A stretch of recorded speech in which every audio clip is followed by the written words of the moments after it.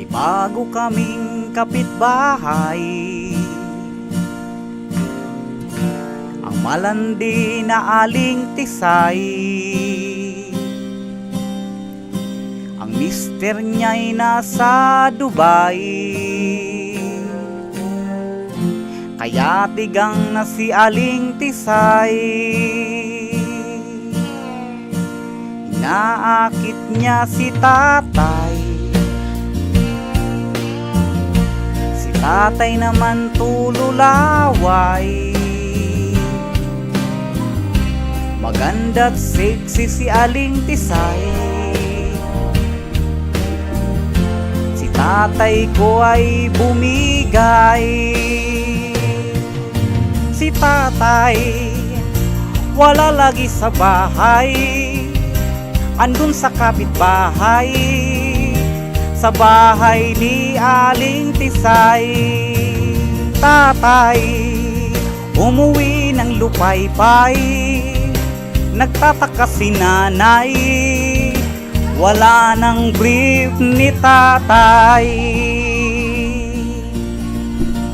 Kinabukasan ng umaga,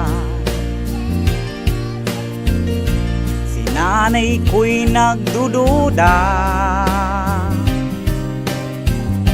si tatay ay sinundan niya. Tama ang kanyang hinala,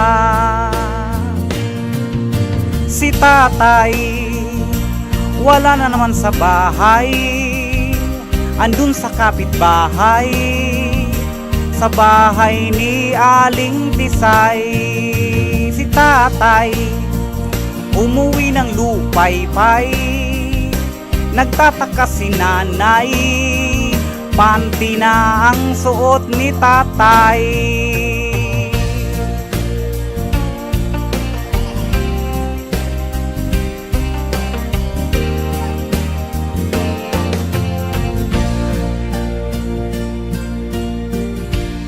Kitang-kita ng dalawa niyang mata,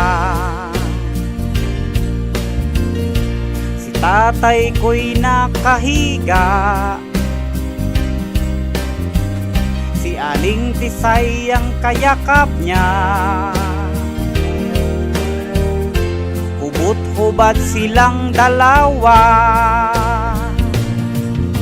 sa galit ng aking nanay, hinila si Aling Tisay. Nagulat si tatay, sinipa ang bayag ni tatay, sinampal si Aling Tisay. Tumakbo sila sa labas ng bahay, hinabol sila ni nanay, kita ng kapitbahay.